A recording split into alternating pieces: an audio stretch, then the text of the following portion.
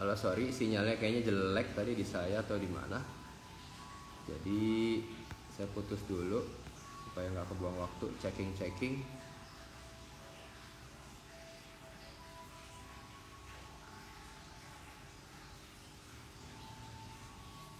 Coba deh hari.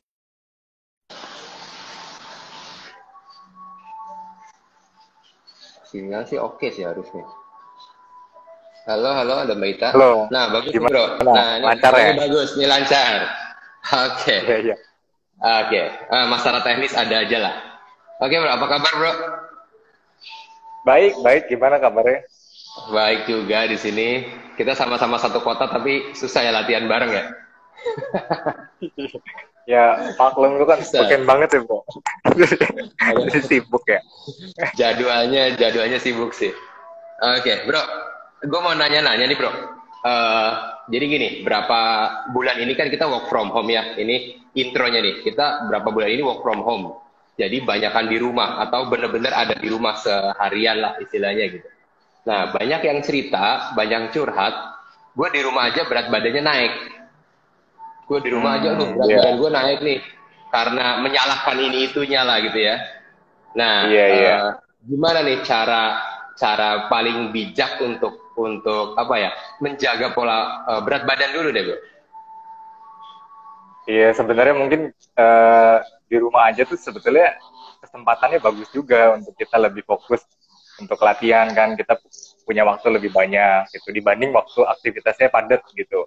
Cuma memang ada beberapa hal yang jadi orang mikirnya jadi males gitu, jadi malah males gerak, males latihan kan gitu. Malah juga banyak hashtag ya, rebahan aja gitu. Kalau kamu mau menolong kondisi sekarang lebih baik kamu rebahan aja. Nah mungkin hal kayak gitu pengaruh ya, masuk ke pikiran gitu kan, terus stres gitu kan, pengen menikmati nih gitu, pengen menikmati makanan gitu kan sambil nyantai, kebanyakan nyantainya jadi mungkin nggak kejaga berat badan ya, atau jadi ibaratnya menjadi lebih gemuk dari sebelumnya. Kira-kira mungkin fenomenanya kayak gitulah. Jadi efeknya efek rebahannya itu ya. Jadi demi menjaga Ya, keselamatan negara ya. ya itu bener. Oke, jadi kalau gini, kalau kita secara awam, kita anggap secara awam, olahraga tuh bagusnya tuh seminggu deh. Seminggu tuh bagusnya berapa kali sih? Ada nggak sih kayak pakemnya seminggu tuh kamu olahraga 7 kali atau berapa kali supaya berat badan terjaga atau minimal imunitas kamu terjaga gitu. Kira-kira ada pakem basicnya nggak? Iya, sebenarnya sih bebas-bebas aja gitu ya. Cuma pada umumnya kalau misalkan kita berolahraga tuh sebenarnya minimal itu sebaiknya 3 kali dalam seminggu. Tiga Ya kali maksudnya dalam minimal ya. seminggu. Kalau kita punya Hmm. waktu yang cukup gitu, nah itu 3 kali dalam seminggu lah paling enggak. I see. 3 kali dalam seminggu. Nah, durasinya berapa lama? Apakah harus 1 jam atau harus ada pakem-pakem durasinya juga gitu?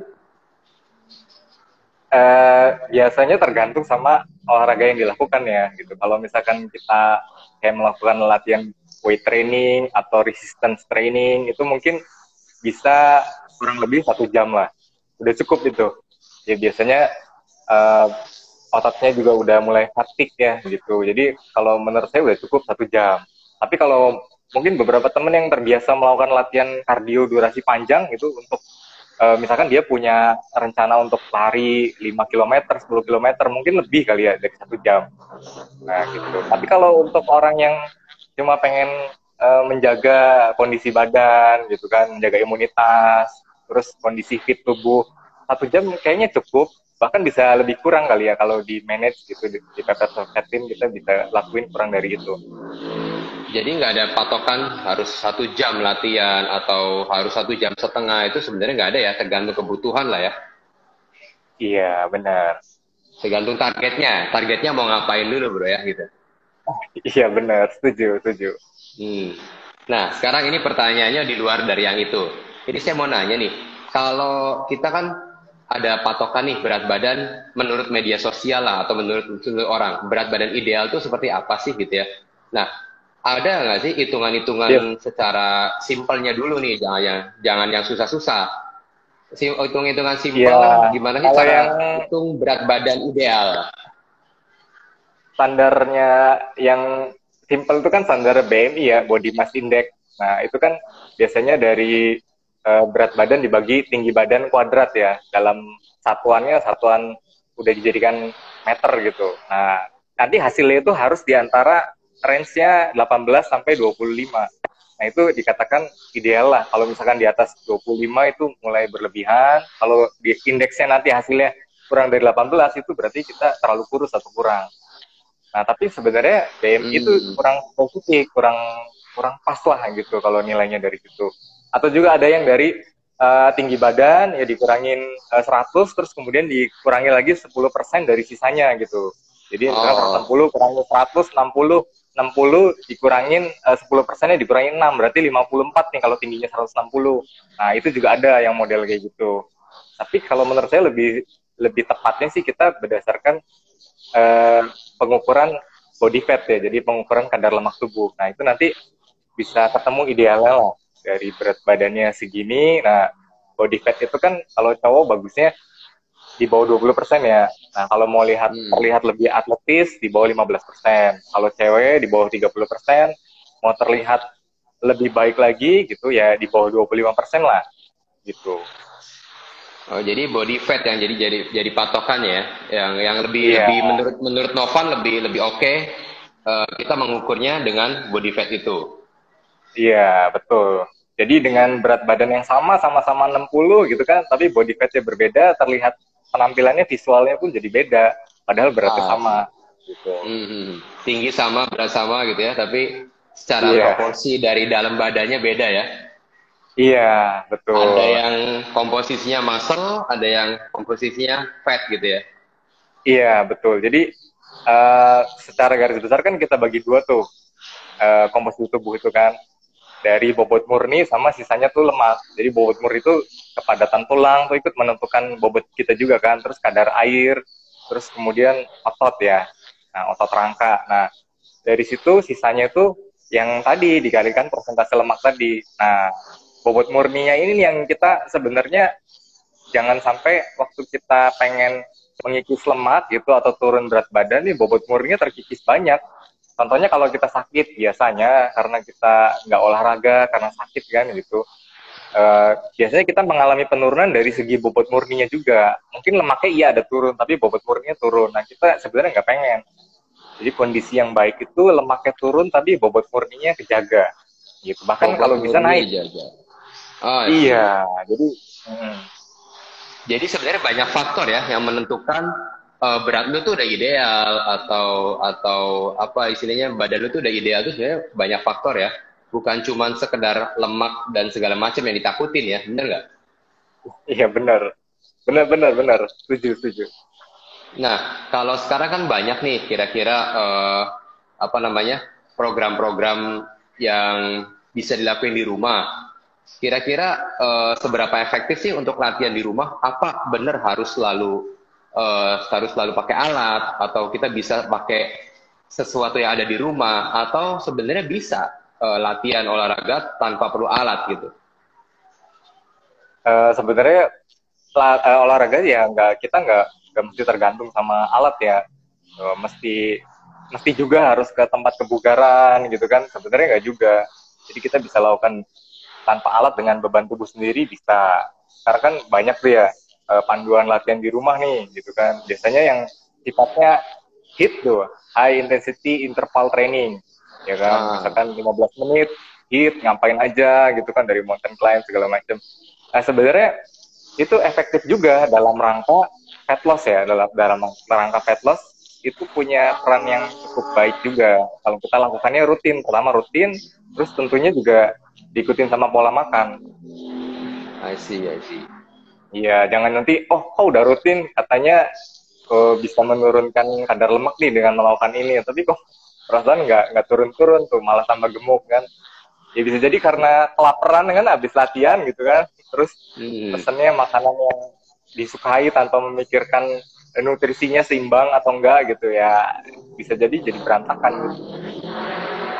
Karena ada kan ya yang istilahnya gini, kalau orang latihan itu, aku pernah dengar sih temen cerita, aku latihan fitness atau latihan yoga, kalau di aku latihan yoga, itu karena kesannya karena gue habis makan berat nih.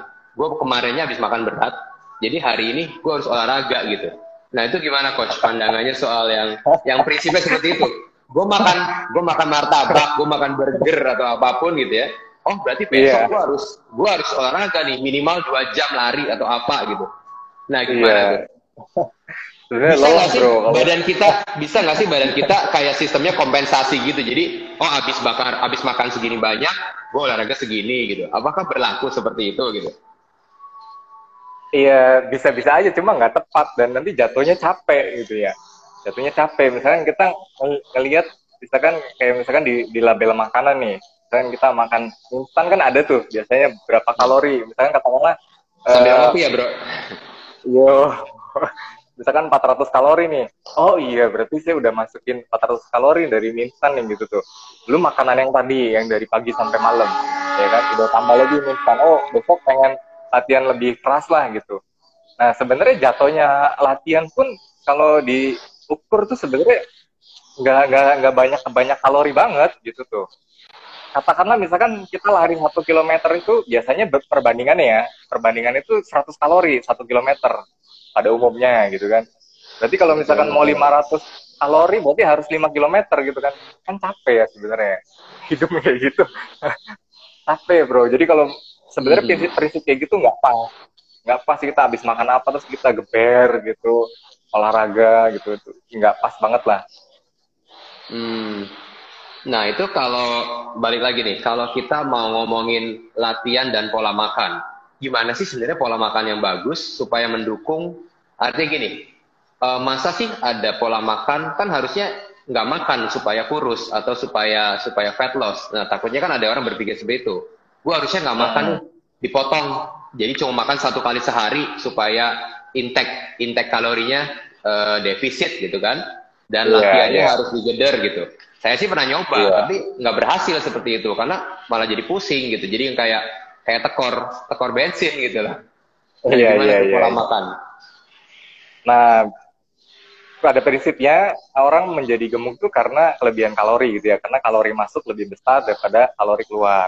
Nah, jadi kalau pengen fat loss ya kita balik, kalori masuknya dikecilin dong, kalori keluarnya dibanyakin. Cuma masalahnya caranya itu harus bijaksana, dalam arti kalau misalnya kita sedikitin makan nih, frekuensinya disedikitin, porsinya sedikitin lagi gitu. Nah, itu terjadi defisit kalori, tapi mungkin ekstrim ya. Jadi kebutuhannya 2000, masuknya mungkin hanya sekitar 700 tuh. Atau masuknya katakanlah cuma 1000. Jadi tekor 1000 nih. Nah, tekor 1000 itu udah termasuk ekstrim diet ya. Jadi selisihnya terlalu besar, kita biasanya lemes, ada yang rambutnya rontok kalau terus-menerus, ya kan, terus stres, hormonnya kacau, menstruasinya bisa jadi nggak datang tepat waktu. Jadi efeknya macam-macam lah itu karena diet yang terlalu ekstrim. Nah, salah satunya penurunan bobot murni, tulangnya sudah tidak padat lagi, terus kemudian ototnya mulai turun, cairan tubuhnya berkurang. Nah, akibat diet yang terlalu ekstrim. Nah, itu sebenarnya nggak bijaksana cara seperti itu. Hmm. Nah ini ada yang nanya nih bro dari Frinzi. Halo Mbak Frinzi. Mbak Frinzi itu nanya menghitung makro secara apa nih? Menghitung makro secara harian penting atau enggak? Nah, kalau misalkan pemula gitu sama setiap member yang saya latih di sini gitu ya, saya tidak menyarankan orang mau fat loss itu langsung hitung kalori gitu. Karena dari pengalaman saya pribadi dulu kan gemuk juga gitu ya, walaupun nggak gemuk-gemuk banget. Nah, caranya itu adalah pertama tuh kita jangan hitung kalori dulu. Banyak lah di sosial media nih, Pak, defisit kalori lalu hitung kalori. Ada aplikasinya banyak, iya. Bisa kita pakai aplikasi itu bagus. Cuma mungkin nanti kali ya. Yang pertama kita lakukan tuh pertama menambah hal yang baik di gaya hidup kita, di habitnya kita, sama mengurangi hal yang buruk. Contohnya misalkan waktu dulu dari pengalaman saya pribadi saya suka minum es teh manis tuh. Nah, misalkan sehari 2 kali, siang sama malam. Nah, saya kurangi 1 kali dulu. Terus kemudian dari situ minggu depan gulanya saya kurangin. Misalnya gulanya biasanya 1 sendok, setengah sendok.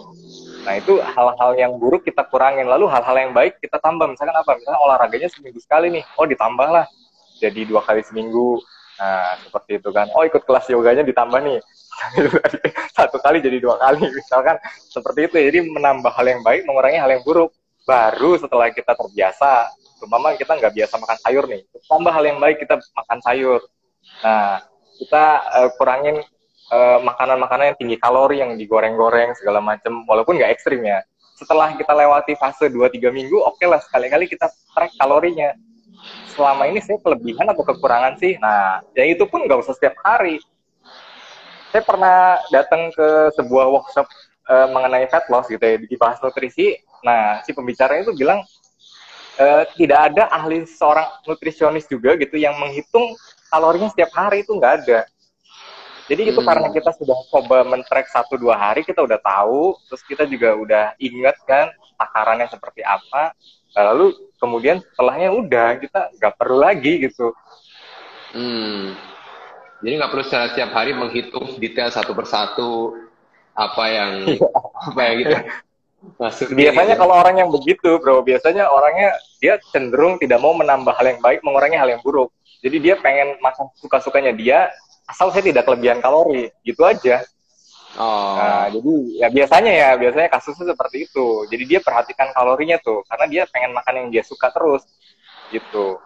Nah, makanya lebih baik tadi ubah habitnya dengan mengurangi hal buruk, menambah hal baik dulu. Baru kita hitung-hitungan kalori. Tapi gini, apakah kalori itu, jadi sekarang gini, kalau kita ngomongin fitness ya, kalau kita lihat kayak The Rock deh. The Rock itu kalau makan, kayaknya ya kebutuhannya bisa kayak 4.000 kalori, bener nggak?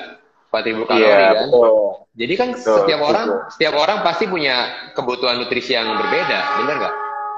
Iya, setuju. Kayak kebutuhan angka-angka yang berbeda tiap harinya. Sekarang kalau kayak pekerja kantor lah biasa, nggak mungkin sampai 4.000 kalori toh. Bisa overweight kayaknya. Iya. Gimana sih cara kita apa ya? Ya tadi menghitung kalori seperti itu. Iya, tahu kebutuhannya. Ada nggak sih aplikasi atau caranya mengetahui gitu? Banyak. Jadi ada kalkulator kalori gitu ya, bisa dicari aja gitu di Google segala macam. Nah, nanti akan keluar gitu ya. Namanya TDEE, Total Daily Energy Expenditure. Jadi kebutuhan kalori kita itu udah dikategorikan berdasarkan aktivitas ya. Jadi kalau misalkan nanti di situ ada kuesionernya, aktivitasnya ngapain aja nih, terus olahraga berapa kali seminggu, nanti otomatis dikalkulasikan sama dia gitu ya. Pada kita pakai rumusnya, sebenarnya ada rumusnya, cuma ribet. Nah, nanti akan keluar tuh, misalkan, kalorinya saya nih sehari 2.000 gitu kan. Nah, misalkan ternyata adik saya yang istilahnya dia karena atlet gitu, olahraga segala macam, mengejar target, kalorinya lebih banyak 3.000 gitu. Nanti dia akan kalkulasikan sendiri. Gitu. I see. Mudah-mudahan menjawab. Bisa juga pakai ini, bro. Bisa juga pakai alat kadar lemak, bisa. Jadi misalkan berat kita katakanlah 60 kilo, terus kemudian lemak itu lewat kadar lemak tadi terdeteksi 10%. Berarti kan lemaknya kita cuma 6 kilo ya. Sisanya itu berarti 54 itu bobot murni. Nah, 54 itu kita kali 22. Nah, hasilnya berapa? Nah, nanti ada kategorinya tuh. Dari hasilnya misalkan katakan 1.000. Nah, kalau misalkan kita 3 kali berolahraga, tambahkan dikali 1,5, jadi 1.500. Kalau 4 kali berolahraga, dikalikan 1,6. Ada tabelnya juga. Tapi ribet juga, pakai kalkulator kalori. Kalkulator kalori ya. Nanti jadi sains, jadi kelas fisika nih. Oke. Iya. Udah menjawab. Ada yang nanya lagi. Ini dari Ibu Gebi. Latihan apa yang efektif untuk ibu yang habis melahirkan untuk mengurangi fat? Aduh, baru lahirin dari big fat ya. Jadi pertanyaannya serius nih, jadi nih, dijawab nih. Latihan efektif. Jadi gini, kayaknya pertanyaan makro deh. Ada nggak sih kayak apa ya? I think kayak shortcut. Mungkin banyak orang yang butuh kayak shortcut. Gimana sih cara efektif untuk ngurusin di daerah tuh, terutama mungkin daerah perut dan seluruh badan ya. Berarti intinya gimana sih cara singkat jadi kurus gitu? Lu mesti bikin seminar cara singkat jadi kurus gitu. Ada nggak sih bro kayak shortcutnya untuk bikin cara singkat jadi kurus gitu loh. Is it Ya, possible? mohon maaf ya, harus saya katakan sejujurnya tidak ada, bro. Mohon maaf nih, tidak ada cara singkat untuk jadi kurus ya. Nggak ada ya? Adapun cara singkat jadi kurus mungkin dengan diet ekstrim yang tadi yang udah disinggung ya. Dengan diet Hmm. ekstrim, jadinya turun banyak, tapi ototnya kemakan juga. Jadi nggak sehat Atrofi juga ya? kondisinya. Dan terus kemudian akibatnya apa kalau ototnya turun? Kebutuhan kalorinya berkurang. Dari katakan 2000, ototnya turun jadi 1500. Nanti makan sedikit aja, udah naik lagi loh. Kan dulunya 2000 defisit ke 1500. Sekarang udah turun nih jadi 1500. Defisitnya harus 1000 atau 1200. Begitu dikasih 1700 udah menggemuk lagi. Makanya orang bisa diet yoyo gitu. Wah, makan sedikit. Terus kok saya gak menggemuk lagi sih, naik lagi. Nah, itu karena begitu modelnya. Karena tidak bijaksana Ah. tuh. Nah, Gitu. ini nih, ini seru banget nih kata-kata diet yoyo. Diet yoyo itu banyak terjadi ya, banyak terjadi. Banyak orang yang merasa berhasil saat melakukan suatu diet, suatu metode diet ya. So many lah, ada diet mayo, diet diet keto dan segala macam. Ya, Kita kata, nggak bahas, kita nggak akan bahas satu-satunya gitu. Tapi saat menjalani proses dietnya, mereka ada hasil ya. Let's say ada hasil, bisa turun kayak 5 kilos, 6 kilos dalam waktu yang let's say 2-3 bulan lah, ada yang seperti itu ya. Tapi setelah target tercapai, nah mereka nggak maintain nih masalahnya. Mereka nggak maintain, ya saya bilang jadi yoyo. Jadi penjelasannya tuh bisa lebih detail nggak? Kenapa diet yoyo itu terjadi? sebenarnya gampang. Karena dia pengen menurunkan berat badan atau kadar lemaknya hanya untuk waktu tertentu saja. Jadi misalkan, saya pengen buru-buru nih gitu kan, saya pengen terlihat bagus badannya kan dalam jangka waktu sekian bulan, 2 bulan lah katakan. Terus nyoba diet keto lah gitu kan, atau satu jenis strategi diet. Nah terus kemudian eh, dirasa dia cukup bosan dengan metode diet itu. Nah dia kembali ke pola makan biasa kan. Nah yang sebelumnya dia masuk ke zona diet keto tadi gitu. Nah otomatis terus kemudian Ya. kalori yang udah defisit tadi jadi surplus setiap harinya. Ya kan karena dia tidak bisa menikmati itu gitu. Jadi dia itu sebenarnya hanya berpikir gimana caranya saya bisa badannya bagus, bisa langsing, bisa kurus dalam jangka waktu yang singkat atau hanya dalam jangka waktu tertentu saja ya. Bukan dijadikan gaya hidup. Jadi Hmm. pilihlah diet itu yang kira-kira kita bisa jalanin terus-menerus. Jadi nggak bakalan yoyo gitu. Makanya lebih baik kita menambah hal yang baik, mengurangi hal yang buruk. Contohnya yang sudah terjadi dalam diri saya tuh kalau dulu kan saya suka banget tuh ya minum manis, es teh manis, pokoknya gula tuh 2 sendok gitu. Kalau makan di resto atau kafe kurang manis gitu, tambahin lagi mas gitu. Nah, terus kemudian kan setelah habit berubah, sekarang nggak bisa bro. Makan minum di luar itu minta less sugar aja udah kemanisan. Jadi biasanya gula dipisah atau kadang-kadang nggak sama sekali. Nah, itu kan bisa kita nikmati. Pertamanya mungkin nggak bisa. Tapi setelah jadi gaya hidup kan, udah nggak mungkin lagi balik lagi ke gula banyak itu udah nggak mungkin. Udah rasanya nggak masuk. Nah, yang kita inginkan tuh seperti itu. Udah Hmm. akan sulit menjadi yoyo lagi gitu. Jadi habit ya, balik lagi tuh kayak bikin lu jadi habit banget kan ini gitu. Iya, betul, setuju. It takes time, right? Butuh banyak banget butuh waktu lah untuk bisa membiasakan dari yang biasa craving for what, jadi nggak mau seperti itu kan, butuh waktu lagi, ya Iya, nggak? iya. Kadang-kadang kan, misalkan temen ngomentarin gitu kan, umpama gitu ya, umpama bikin bikin kue nih atau masakan di rumah kan, kok nggak dikasih garam pan gitu, kok rasanya kurang gitu ya, nggak nikmat dong gitu. Padahal itu menurut saya itu udah nikmat kan, kenikmatan atau kayak enak atau tidaknya udah relatif ya. Menurut saya udah jadi nikmat banget. Justru kalau ditambahin rasanya terlalu banyak, terlalu manis udah nggak nikmat. Tapi mereka mengira saya mengorbankan kenikmatan itu untuk punya badan bagus. Sebenarnya enggak, udah dinikmati gitu loh. Gitu. Hmm. Ya, kita pengen ada di fase seperti itu. Oke lah, keto. Tapi keto itu sudah bisa dinikmati belum? Kalau dalam jangka waktu 2-3 bulan kita nggak bisa tuh keto, ya kan? Lebih baik kita ganti aja yang kita bisa nikmati sampai terus. Gitu. Hmm. Ini ada yang nanya lagi nih bro, dari Ibu Vera, mendingan merhatiin intake kalori apa sugar biar kurus, sama sepertinya pasangannya juga mau kurus kenapa susah ya? Mungkin sama-sama targetnya. Bisa ditanggapi kenapa bisa Iya, begitu? iya. Halo. Sebetulnya dari satu Vera rumah ya. yang sama. Iya, iya, betul. Ya, dari satu pemikiran juga mungkin.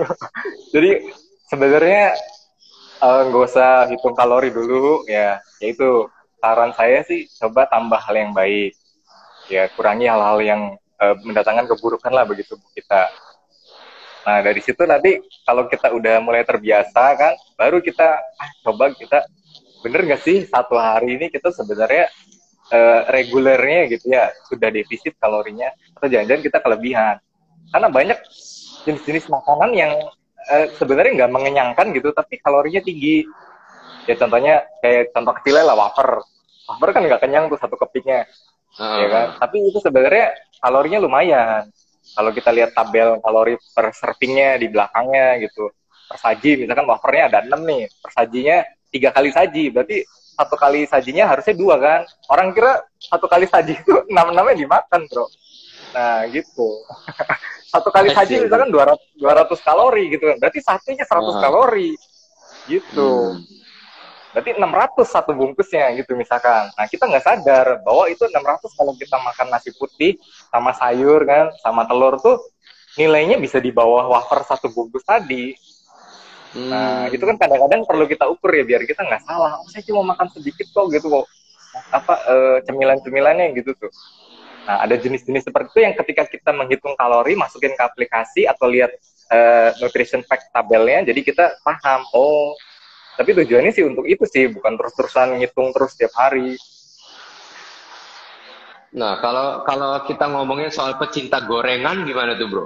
Kalau demen banget bala-bala, demen banget cireng gitu loh. Bisa nggak sih menjaga pola makan seperti itu tapi badannya bagus? Iya, ya kita mencintai hal yang salah kalau itu namanya, Bro. Jadi kita juga kalau mencintai juga jangan mencintai hal yang salah ya. Kalau itu kan cinta kan gitu. Nah, terus sama lah ya kita cinta sama seorang ya jangan sampai salah jatuh cinta kan gitu. Oh. Jadi ya boleh suka gitu kan ya. Mungkin kita atur, kita kelola. Nah, satu hari konsumsi dari misalkan 3 kali, setiap kali makan harus temenin sama gorengan ya, kita kurangin jadi 1 kali makan aja pakai gorengannya. Nah gitu kira-kira. Jadi mengurangi lah ya, intinya mengurangi ya. Iya, karena kan mengurangi sampai akhirnya kita gini, kita bisa eliminasi tuh nanti. Fenomena cheat day. Ya kan kalau orang fitness, kalau lihat browsing fitness tuh banyak yang melegalkan cheat day. Jadi gua Senin sampai apa biasanya Sabtu kali ya, Senin sampai Sabtu atau Senin sampai Jumat. Senin sampai Sabtu gua makannya kayaknya sengsara banget ya. Kayaknya lihatnya kok nggak ada menariknya gitu. Nah, giliran hari Minggu itu kayaknya makannya gue mau bebas dan kadang-kadang kayak overeating nggak sih gitu, karena kan cheat day gitu. Setuju. Nah, jadi yang namanya cheat day itu sebenarnya kurang bagus. Jadi lebih baik cheat meal aja. Jadi kalau misalkan satu hari kita pengen misalnya kan pengen makan mie instan atau pengen makan gorengan, makan aja, tapi kita batasin. Daripada kita tahan-tahan dari Senin sampai hari Jumat gitu kan, Sabtu Minggu, kita puasin kan nafsu kita. Jadi Senin sampai Jumat itu katakanlah 1.500 kalori. Gue udah pernah ngitung bro, 1.500 kebetulan 2.000 defisit terus kan. Nah hari Sabtu Minggunya bisa sampai 4.500, 5.000, udah nggak defisit lagi hitungannya satu minggu itu. Berarti udah bukan defisit itu, walaupun Senin sampai hari Jumatnya udah defisit. Jadi sia-sia kalau menurut gue ya.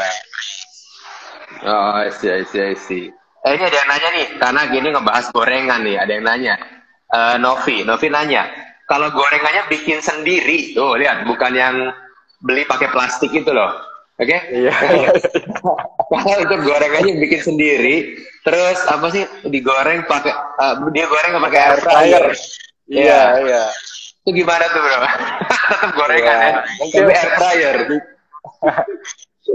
Ya kembali lagi kita bukan cuma ngelihat gorengannya, tapi kan kandungannya gitu ya. Oke lah digorengnya, disajikannya pakai air fryer, ya kan. Tapi kan tetap misalkan tepungnya masuk di situ banyak, ya kan. Nah, salah satu hal yang buruk yang harus kita kurangin yaitu kita mengkonsumsi makanan yang diproses terlalu lama gitu ya, atau misalkan panjang mata rantai prosesnya, kayak tepung-tepungan gitu juga.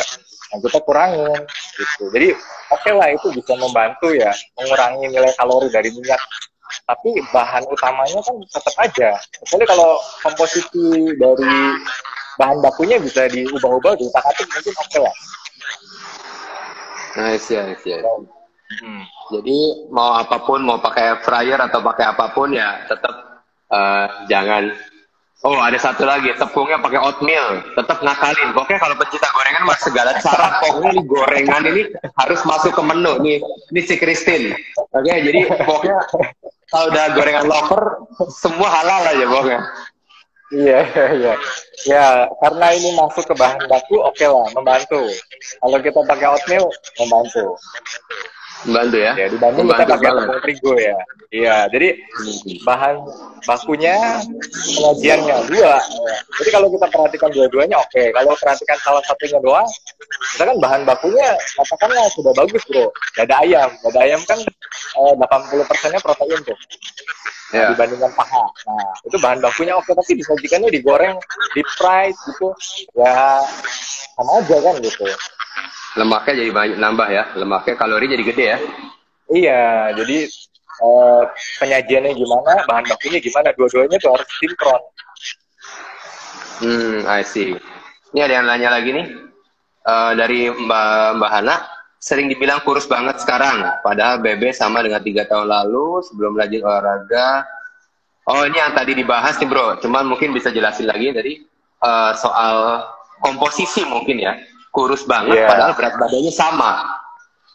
Ya, jadi kalau kita terlihat kurus gitu, berat badannya sama, ya itu mungkin penurunan kadar lemak ya. Kita katakan lemaknya berat badan 60 tadinya nih. Terus kita terlihat lebih kurus kan, padahal ditimbang sama 60. Ya mungkin lemaknya terkikis 5 kilo, ada pertumbuhan otot 5 kilo. Jadi hilang 5 kilo ditambah otot 5 kilo sama 60. Cuma di sini saya mau ngasih tips nih. Kadang-kadang banyak orang ngalamin termasuk saya gitu. Jadi kalau misalnya kita lagi defisit kalori gitu kan, ganti pola makan ya dari yang tinggi kalori itu kita cari yang rendah. Nah, biasanya kadang-kadang muka terlihat pucat, ya terlihat lebih tua gitu kadang-kadang. Nah, itu sebenarnya harus kita atasi. Sebenarnya ada yang salah juga kalau kita seperti itu. Bisa jadi defisit kalorinya terlalu tajam, selisihnya ya kan lebih dari 500 kalori gitu. Bisa jadi juga nutrisinya dari makronya tuh, misalkan kekurangan karbohidrat karena istilahnya tantang karbo nih gitu. Nah itu juga bisa bikin muka kita jadi lebih pucat gitu, nggak seger gitu. Jadi harus benar-benar tepat lah ya kalau kita mau memutuskan untuk diet atau mengganti pola makan, konsultasinya itu bisa sebaiknya kemana sih bro? Apakah ke fitness instructor-nya atau ke dokter gizi atau lihat di Google aja cukup? Sebaiknya gimana tuh bro? Sebenarnya idealnya kita konsultasi ke dokter ini ya, ahli gizi lah, nutrisionis lah gitu. Cuma memang kan saya pribadi juga dulu waktu fitness nggak seperti itu. Jadi cuma cari-cari informasi terus ikutan workshop ya. Nah dari situ bisa diperkirakan sendiri lah. Cuma intinya karbohidrat kalau menurut pedoman gizi seimbang ya sekarang udah nggak ada 5 sehat 4 sehat 5 sempurna, udah nggak ada nih. Pemerintah udah menyadari, iya jadi diganti. Adanya pedoman gizi seimbang. Nah di pedoman gizi seimbang itu karbohidrat yang masuk itu 40 sampai 60%. Bisa disesuaikan lah. Nah, terus utamakan dari apa? Utamakan dari yang karbohidratnya kompleks. Jadi yang sifatnya banyak seratnya kayak nasi merah gitu kan. Terus dari ubi gitu. Terus dalam satu piring nih usahakan setengahnya itu sayuran, seperempatnya protein, seperempatnya lagi baru dari biji-bijian kayak nasi gitu. Nah nasinya kalau nggak bisa milih nasi merah oke lah nasi putih. Tapi berdasarkan pedoman gizi seimbang gitu bro, tidak ada untuk meninggalkan karbo sama sekali, tidak ada. Kecuali tidak kalau ada meninggalkan diet yang lainnya. Iya, kecuali kalau aliran diet lain mungkin ada sampai ekstrim gitu ya. Tapi kan kalau bagi saya itu kurang cocok gitu. Hmm. Jadi kalau diet itu juga sebenarnya cocok-cocokan ya bro ya. Ada orang yang badannya bisa menerima diet dengan baik atau emang ya dia kaget dengan tiba-tiba kok gue nggak dikasih karbo nih gitu. Kok gue sama sekali nggak ada karbo masuk gitu, nggak ada intake karbonya. Mungkin bisa kaget kayak tadi lu bilang, pucet dan segala macam ya. Ada efek-efek Iya, samping betul. tambahan. Iya, betul. Kalau apalagi kalau misalkan kita langsung ubah ya, misalkan tiba-tiba gitu, besok langsung nggak masuk karbo sama sekali. Masuk di era baru nih, kayak new normal kan. Wah, saya harus menjalani diet yang nggak ada karbonya sama sekali gitu kan, supaya dengan berharap nanti lemak itu terpakai menjadi sumber energi gitu. Jadi nggak masukin karbo, jadi kondisi glikogennya tipis, lemak itu bisa terpakai gitu. Jadi prinsipnya kan sebenarnya seperti itu. Nah, tapi yang terjadi tubuh kita kan nggak terbiasa, akhirnya jadi lemes gitu kan. Terus kemudian ada juga loh yang rambutnya rontok, ada menstruasinya jadi kacau gitu, ada juga. Pernah beberapa member juga cerita. Ada perubahan hormonal ya, sampai ada perubahan hormonal terjadi juga bisa ya bro ya, dengan salah diet gitu ya. Iya, makanya lebih baik dari sebelum kita memasuki satu atau memilih diet gitu, strategi diet itu lebih baik tambahkan dulu hal yang positif, kurangi dulu hal yang negatif. Itu aja dulu deh, simple. Oke. Nah, ini ada pertanyaan baru lagi dari Irin. Apa hubungannya diet cepat saat metabolisme masih baik, dalam arti muda, tapi saat metabolisme lemah jadi sulit diet? Nah, gimana tuh? Ada yang ngomong, oh gue tuh gampang kurus ya waktu umur gue segini gitu. Oh gue tuh sekarang jadi susah kurus karena umurnya udah tambah tuir gitu katanya. Gimana tuh bro? Ya, pada umumnya orang ngerasa seperti itu. Ya memang secara logikanya ketika kita menua itu kan aktivitasnya jadi menurun ya. Jadi otomatis kondisi body mass itunya apa namanya bobot murni tubuh kita tuh jadi turun, termasuk otot juga. Nah, otot turun, metabolisme turun. Jadi makan yang sama kayak dulu waktu muda kok, padahal takarannya sama gitu, tapi kok jadi lebih cepat gemuk sekarang. Oh itu ada betul ya.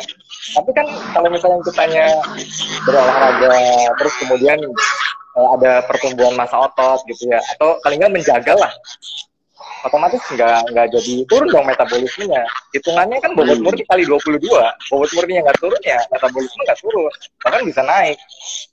Nah jadi makanya berolahraga. Makanya kalau mau kurus jangan cuma ngurangin makan gitu ya, harus olahraga. Makanya itu alasan bro, salah satu alasan penting kenapa nggak boleh hanya dengan makanan ya. Ada yang ngomong kan, yang penting head in the kitchen gitu. Yang penting kita makannya doang. Nggak bisa bro. Kalau mau capek silahkan begitu. Tapi kalau misalkan yang saya rasa sih yang efektif ya kita juga jaga ya massa tubuh kita, kepadatan tulang tubuh kita dengan berolahraga. Soalnya kalau kita bahas pertanyaan Irin tadi, gue jujur kalau di umur di bawah 30 justru metabolisme gue lebih jelek daripada sekarang. Jujur ya, kita mau belak-belakan tuh. Gue di bawah umur 30, di bawah umur 33 aja. Gue di bawah umur 33, berarti sekarang gue udah tua. Oke? Di bawah kita udah tua ya, bro. Oke? Di bawah umur 33. Di bawah umur 33 tuh berat badan gue tuh 69 itu kayak buntelan. Dulu buntelan, kayak buntelan ya. Sekarang gue umur sekian gitu ya. Udah 6 tahun berlalu, udah 5 tahun berlalu, berat badan gue 60 sekarang. Dan secara otot justru lebih banyak kadar ototnya. Jadi emang sebenarnya nggak terlalu ngaruh ya kalau kita emang rajin olahraga ya. Iya. Lebih ganteng nggak? Lebih ganteng ya, jelas ya. Oh jelas lah. Apalagi kalau potongnya di klip ya. Iya. Jadi kan ternyata nggak pengaruh banyak kan dengan apa sih naiknya umur kita, gitu, pertambahan umur. Kita kan bisa siasati itu. I see. Nih, Novi nanya, kalau diet tanpa olahraga berat badan turun, tapi kalau rajin senam malah berat badan jadi naik. Nah, fenomena apakah ini? rajin senam, berat badan naik ya bro.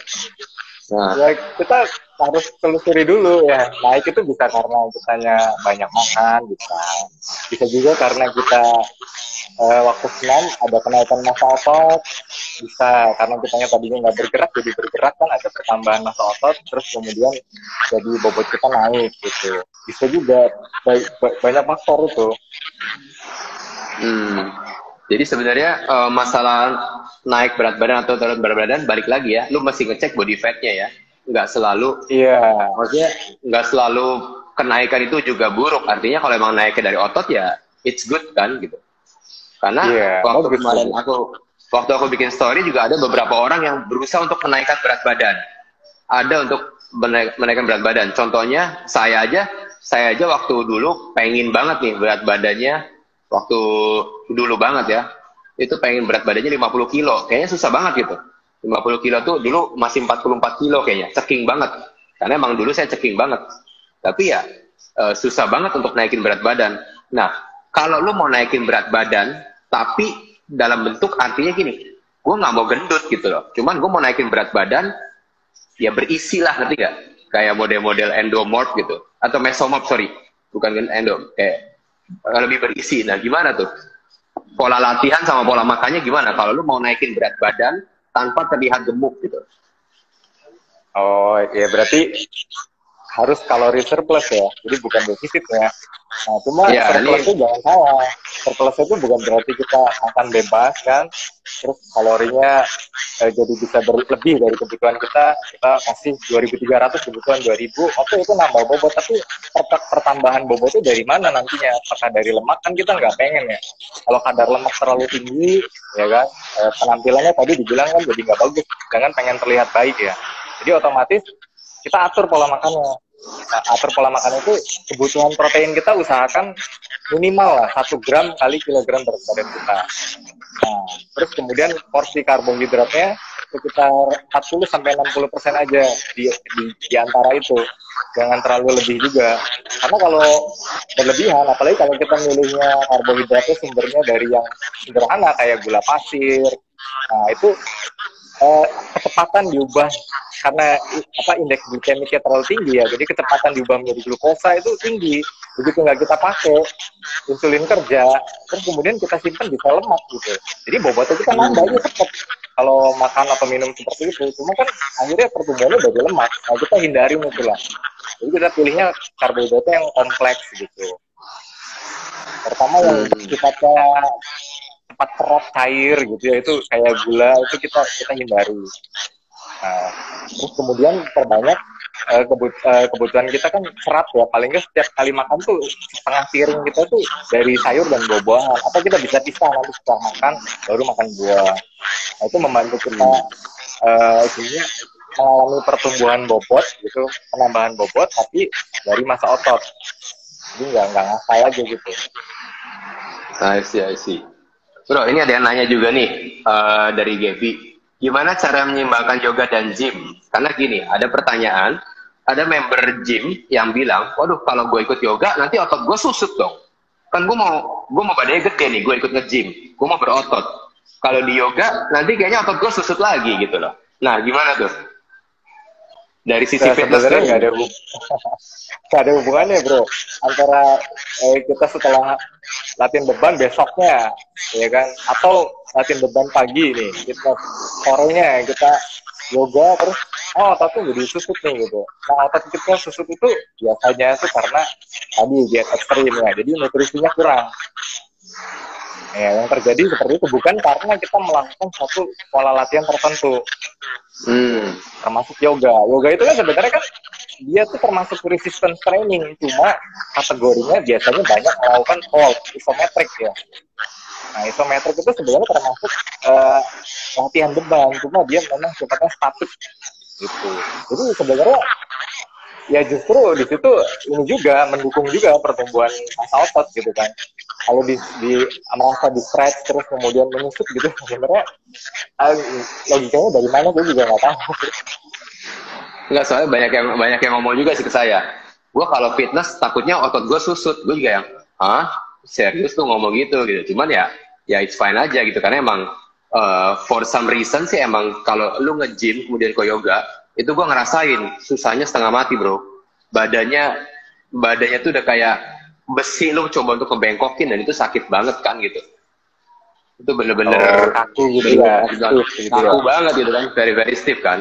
Terus satu lagi, gue mau nanya gini, ada dua pertanyaan sih. Yang pertama tentang diet putih telur, tapi itu nanti dulu saya mau nanya. Yang tadi lu bahas tentang kebutuhan protein, yang lu bilang 1 gram dikali berat badan. Iya. Yeah. Nah itu kalau berat badan gue 60, jadi gue butuh kayak 60 gram protein dong. Iya, itu sebenarnya standar untuk orang tidak berolahraga 3 kali seminggu ya. Maksudnya yang olahraganya ringan lah sebenarnya. Kalau takaran berdasarkan kesehatan Indonesia, itu 0,7 gram kali kilogram berat badan kita. Jadi di bawah 1 gram. Itu udah minimal gitu ya. Tapi kalau bisa, kalau kita latihan, misalkan latihan beban segala macam, ya usahakan 1,5 sampai 2 gram, 1,5 lah. Harus lebih gede lagi, 1,5 sampai 2 gram per kali berat badan gitu ya? Iya, betul. Nah itu paling banyak berarti lo tadi bilang dada ayam kan? Dada ayam tuh hitungannya berapa tuh? Per berapa gram itu? Per berapa gram dada ayam tuh kira-kira kebutuhan dapat intake proteinnya berapa tuh kayak gitu? Secara kasarnya. Biasanya dari 100 gramnya itu 20%-nya protein. Jadi kalau kita 100 gram dada ayam tuh 20 gram proteinnya. 20 gram protein. Ya, jadi kalau fitness, ya, kalau fitness 60 kilo berarti gue mesti makan 6 kali ya. Iya dikombinasi ya bro. Dada ayam. Baru itu. Nah ini, Iren tadi nanya apa nih diet putih telur? I don't know sih, aku belum pernah tahu diet putih telur baik atau tidak. Mungkin lo pernah dengar diet putih telur? Belum pernah dengar tuh diet putih telur. Kita makan putih telur terus atau gimana? Belum pernah dengar. Mungkin kayak Aderai punya kali yang makan telur putih 20 biji atau 40 biji. I don't know sih, aku nggak tahu sih pertanyaan. Ya kalau didominasi satu hari itu dengan makan putih telur secara banyak itu sebenarnya kita bisa bosen ya. Diet itu jangan bosen, jangan lemes. Nah itu harus kategorinya harus masuk tuh. Jadi Nah, kalau ini ada pertanyaan lagi. Berarti salah. Ada something wrong ya. Berarti lu nggak enjoy dietnya ya? Lu nggak enjoy dietnya ya? Betul. Nah ini bro, kelebihan protein bisa merusak ginjal. Bener apa enggak? Kelebihan protein tuh sangat sulit untuk dicapai setiap orang. Jadi akan sulit lah. Jadi dan belum terbukti ya. Maksudnya orang yang kelebihan protein itu secara ilmiah terus kemudian ginjalnya jadi rusak gitu tuh. Dan rata-rata coba kita hitung ya satu hari rata-rata kita mampu nggak melebihi kebutuhan protein kita yang 2 gram aja. Berat badan saya 60, berarti 120 gram. Itu dalam satu hari saya jarang banget bisa memenuhi itu, apalagi lebih dari itu. Gue juga kayaknya nggak bisa sih bro, suruh segitu sih. Iya, 1 butir telur aja cuma 6 gram. Pagi cuma makan berapa? 2 apa 3 gitu kan. Baru dapat segitu. Iya. Jadi kelebihan protein justru susah didapat ya. Yang paling gampang kelebihan kalori ya. Nah, kelebihan gula terutama dari kontribusinya dari gula ya. Gula. Sama lemak. Kalau lemak itu 9 kalorinya. Kalau karbohidrat dan protein itu kalorinya 4. Jadi sumbangsinya kecil lah. Cuma karena kalau karbohidrat kan jumlahnya biasanya dikonsumsinya banyak gitu. Jadi dikali 4-nya banyak tuh. Bro, ini ada yang nanya nih, Frinzi nanya DM tadi. Fruktos, masalah fruktos sama glukos. Bisa jelasin nggak bro? Fruktos sama glukos ya? Iya, sebenarnya kan kalau misalkan yang apa namanya yang kita harus hindari kan itu kan di situ kan bisa nggak bagusnya buat si hati gitu. Ya dari tadi ya fruktos tadi ya. Iya, fruktos sama glukos. Iya, jadi di situ tuh bro kalau berlebihan itu nanti ada fungsi hati kita tuh otomatis terganggu. Nah dari situ juga kalau fungsi hati terganggu, otomatis nanti pembakaran lemaknya terganggu, gitu. Nah, itu. Jadi sebenarnya kita untuk kita menghindari kelebihan tadi, berarti kita harus konsumsinya banyak dari karbohidrat yang sifatnya kompleks. Karbohidrat kompleks ya, tetap mengambil peranan penting tuh. Iya, betul. Siap. Ada yang mau nanya lagi? Oh, ini ada dari Bau Cirebon. Halo, pertemanan sehat. Ya, kita coba untuk menginspirasi orang-orang lah ya, bro. Artinya di Cirebon, kita dari Cirebon, kita juga pengen orang-orang Cirebon juga semakin sadar untuk hidup sehat ya. Karena ya nggak ada salahnya dengan hidup sehat. Dan menurut saya latihan juga bisa di mana aja, bisa di rumah, bisa kalau memang sudah siap bisa datang ke pusat-pusat kebugaran, ke studionya Novan juga, ke studio saya juga. Semua sebenarnya bisa gitu. Jadi ya balik lagi makanan, kemudian pola hidup ya bro, ada olahraga, kemudian kita bahas sedikit pola tidur atau pola hidup yang lain, tidur. Gimana tuh bro untuk membantu masalah berat badan soal tidur?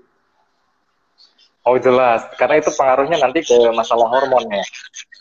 Jadi kalau misalkan kita tidurnya kurang, ya, fungsi hormonnya kacau, nah di situ biasanya timbul stres tuh. Cuma kita nggak, beda ya sama kalau misalnya kita stres karena masalah gitu. Jadi tubuh kita sebenarnya mengalami stres.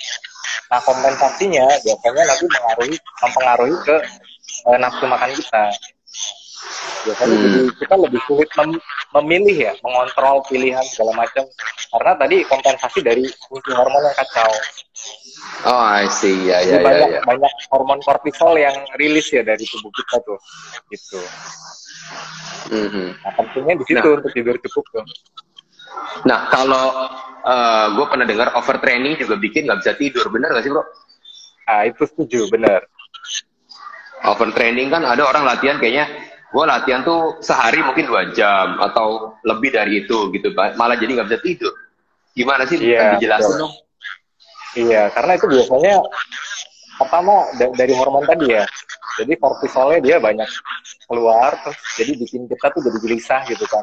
Sulit menenangkan pikiran untuk pergi tidur, jadi susah. Terus yang kedua tuh dari efek dari si otot yang kita gunakan ya, dia otot tuh kan kalau misalnya kita latihan tuh kan dia jadi kusut tuh. Nah, bahkan kalau misalnya kita pakainya berlebihan, itu timbul kayak peradangan tuh. Jadi otot itu. Jadi karena saking radangnya gitu, terus kita jadi tubuhnya kok nggak enak banget ya gitu. Jadi kita mau tidur jadi sulit karena rasa sakitnya itu mendominasi tubuh kita nih. Gitu. Dari pengaruh itu sih biasanya orang suka tidur karena masalah overtraining tadi. Oh sih, jadi emang overtraining juga ngaruh banget ya. Iya betul. Lagi nih, ada yang mau nanya lagi nggak? Ada yang mau nanya lagi? Kelebihan inversion jadi seger terus. Oh ya, darahnya naik ke atas. Jadi gini, pertanyaan terakhir ya, mungkin kita waktunya juga mungkin udah mau habis, sekitar 5 menit lagi. Setting goal yang masuk akal ya. Setting goal yang masuk akal untuk orang-orang yang mau naik berat badan ataupun turun berat badan. Itu gimana bro? Yang settingnya masuk akal. Apakah lu harus bilang, gue harus turun 10 kilo dalam waktu 1 bulan, masuk akal atau enggak? Itu gimana tuh setting goalnya? Sebenarnya kalau untuk kita pengen fat loss ya, dalam arti kita turunnya benar-benar dari lemak nih, bukan dari bobot murni tadi. Nah itu sebaiknya 1,5 sampai 2 kilo aja murni lemak turun dalam 1 bulan. Murni lemak turun, berarti persentase body fat dong. Berarti persentase body fat dong ya? Iya betul. Dari situ ya. Jadi juga nggak bisa terlalu terburu-buru. Kita mau turun berapa banyak gitu sebenarnya. Nanti geser-gesernya bisa kena masalah otot yang turun. Tapi masalahnya gue sih secara pribadi gue nyoba bro, nurunin 0,5% body fat aja, susahnya setengah mati loh. 0,5% body fat. Itu gila. Gue udah latihan kayak seminggu 3-4 kali, body fat gue juga nggak berubah banyak, paling berubah 0,2 gitu. Secara alat yang sama ya, dari satu alat yang sama kan gitu. Karena kita juga hanya punya alat ya itu aja gitu. Cuma kayaknya realistis nggak sih kayak 1 kilo 2 kilo dalam sebulan tuh realistis ya bro ya? ya itu maksudnya udah dengan segala daya upaya yang maksimal ya. Sebenarnya bisa kita capai. Hitung aja Kalau lu misalkan, dulu dulu. ya misalkan katakanlah berat kita 60 nih, tapi 60 ini kondisinya kadar lemak berlebih ya, kadar lemak berlebih kan. Nah, terus kita turunin 1% aja, bisa turun 1%. Ya dari misalkan tadinya dari 20 ke 19% gitu kan. Nah sebenarnya bentuk ke kilogramnya itu nggak banyak-banyak banget bro. Jadi ketika diakumulasi sudah jadi lemak kilogramnya itu ya 1 kilo, 1,5 sampai 2 kilo itu udah bagus banget ya. Biasanya sih dari beberapa member termasuk gue juga ya gitu, paling 1 kiloan, 1 kilo murni lemak nih setelah 1 bulan, 1 bulan setengah gitu. Kadang-kadang pernah juga masa ototnya kena ikut turun juga gitu, kadang-kadang pernah karena nggak hati-hati. Sih. Jadi emang setting goalnya ada yang realistis adalah 1 kilo, 2 kilo lah ya. Nggak usah terlalu ekstrim. Iya. Nggak usah ekstrim. 5 kilo sebulan dijamin kurus gitu ya. Iya benar. Oke. Bro, thank you banget buat ngobrol-ngobrolnya. Mudah-mudahan teman juga bisa dapat manfaat. Apa sih yang salah dari pola latihan selama ini? Apakah pola makan saya udah bagus? Atau pola latihan saya juga sudah cukup untuk mengatasi problem yang diinginkan? Apakah mau turun berat badan ataupun naik berat badan? Nah, ini mau promosi sedikit, bro. Coach Novan tuh ngajar di mana? Ya, gue ngajar di Bodyfit Studio bro, di Cirebon. Bodyfit Studio Cirebon. Jadi kalau ada yang waktu ke Cirebon, kalian punya 2 tempat olahraga. Yang pertama di First Yoga, ya. Lu bisa yoga di sini, atau ke Bodyfit dulu. Lu kencengin dulu, baru kita relaksasi di First Yoga ya. Jadi ke Bodyfit dulu, baru ke First Yoga buat relaksasinya. Oke, thank you banget teman. Thank you banget buat ilmunya. Oke, nanti kalau mungkin Novan ada postingan, boleh tuh bikin postingan soal angka-angka yang tadi disebutin, BMI lah, atau TDEE, atau apa segala macam. Mungkin bisa bikin seperti itu, karena banyak orang juga yang mungkin kurang paham soal itu, dapat penjelasan baru hari ini. Mungkin bisa bantu-bantu posting bahan konten tuh bro ya, buat bikin hitungan seperti itu. Oke. Thank you buat waktunya, thank you buat yang udah nyimak. Thank you, bro. Ya, thank you. Salam sehat. Oke, thank you ya.